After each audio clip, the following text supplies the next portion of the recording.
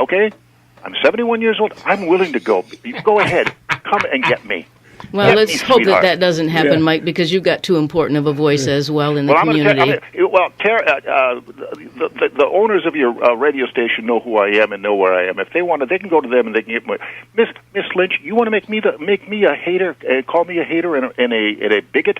Fine. Bring me. Come on, baby. Come on, Loretta. Bring it on, baby.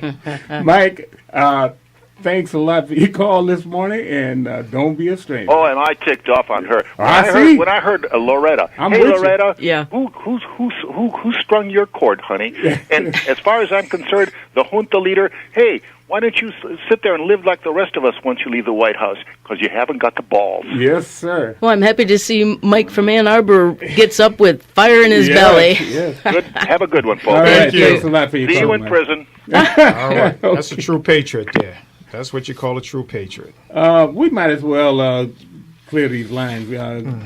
We're going to go to 9-2 and Bruce from Grosse Pointe. Good morning, Bruce. Good morning, Bruce. Wow, how can I follow Tough that? act, huh? Man, I'll tell you, Mike's on fire. My hair's on fire from hearing that.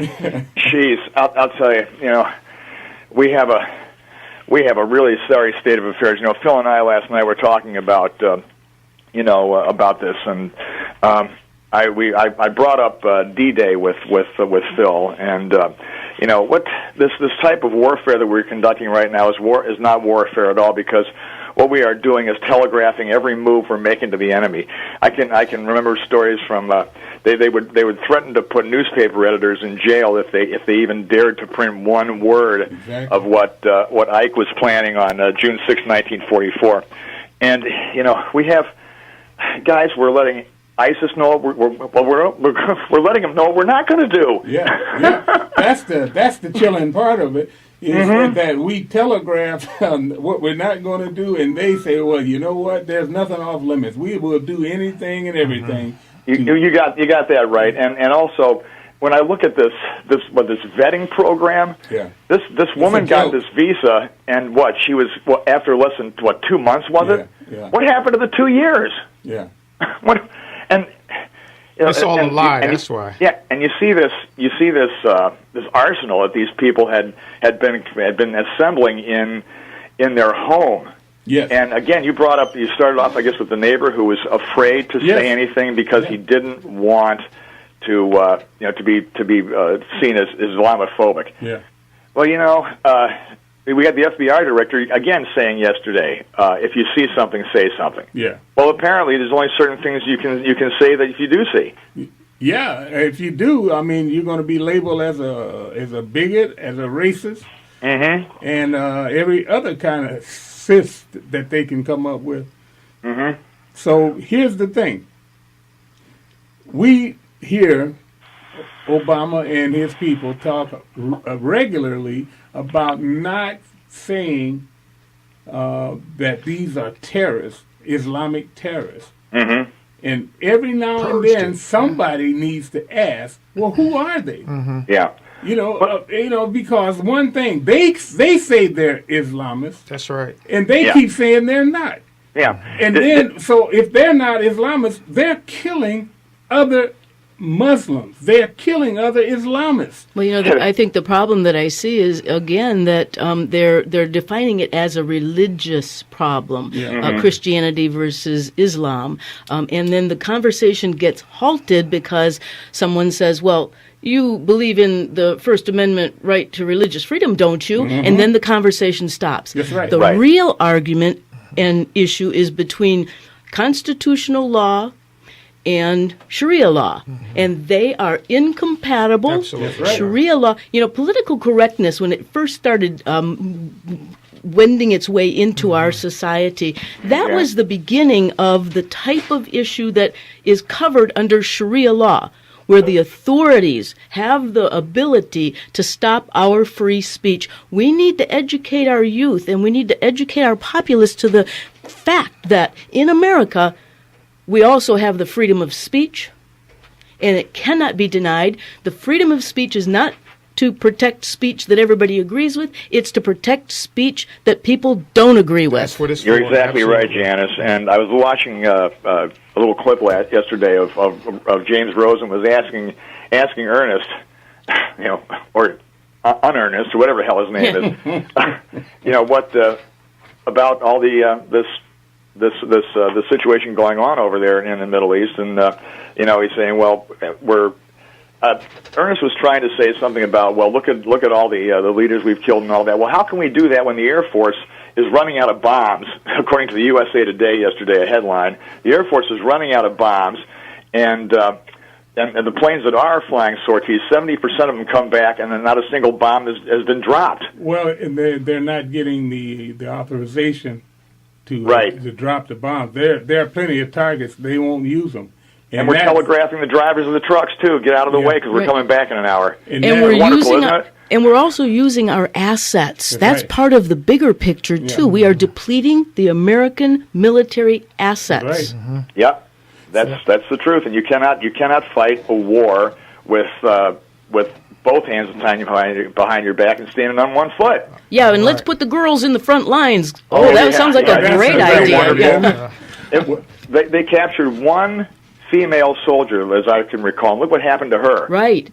Oh my God! I don't even want to think about that because that chills me to the bone. Oh my God! I would not want any one of my nieces or their daughters to join the military. I wouldn't want any young person right now to join the military. I hate to say that because military service is very productive. You learn a lot of things that you don't learn in civilian life.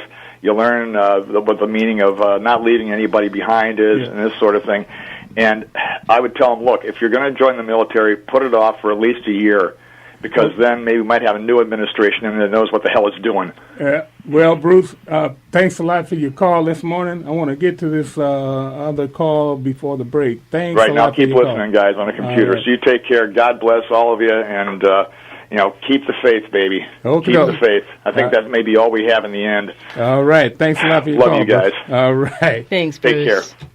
And we go to line number 3, and Drake. Good morning, Drake. Good morning, Janice, Del, and Phil. Hey, my deepest respect. You guys are just nailing it. Your callers are nailing it. I listened last week. I'm listening, obviously, right now, and you got me all fired up. Mike from Ann Arbor's got me fired up. Bruce from those points got me fired up. You guys are just, like I said, nailing it, and just. I have never, and I'm in my 50s. I have never been more cynical, more filled with disgust and contempt for a president, for our so-called leadership in this country, for the political correctness. And that's really saying something, because as you guys may know, I'm a pretty cynical guy. I'm a sarcastic guy. And never in my life have I felt more filled with rage. And we've got 13 more months of this. That's a long time, too. Each hour feels like a lifetime times 10.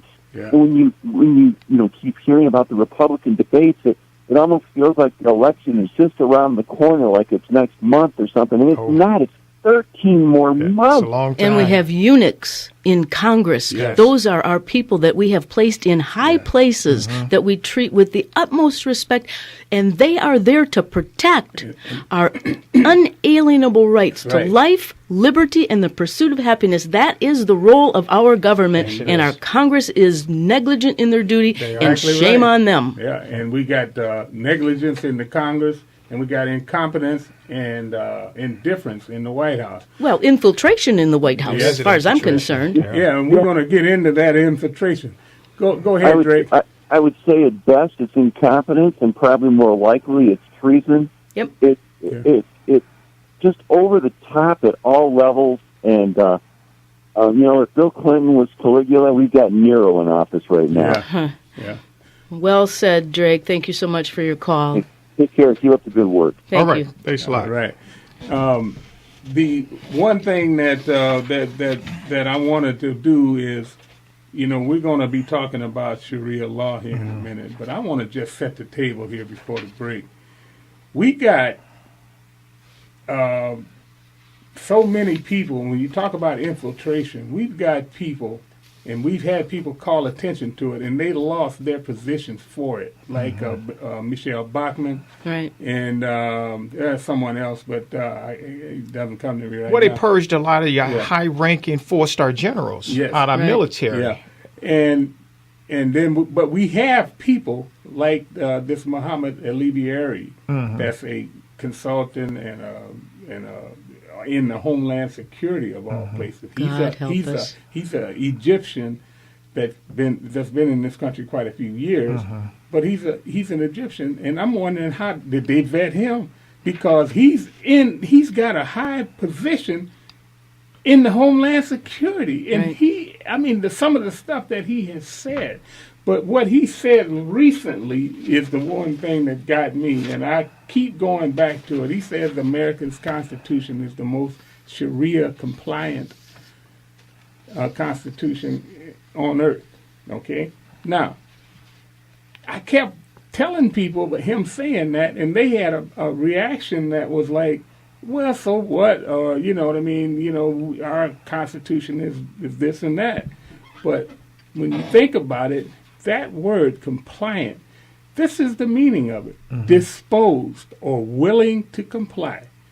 I'll give you an example. Children that are compliant with parental will.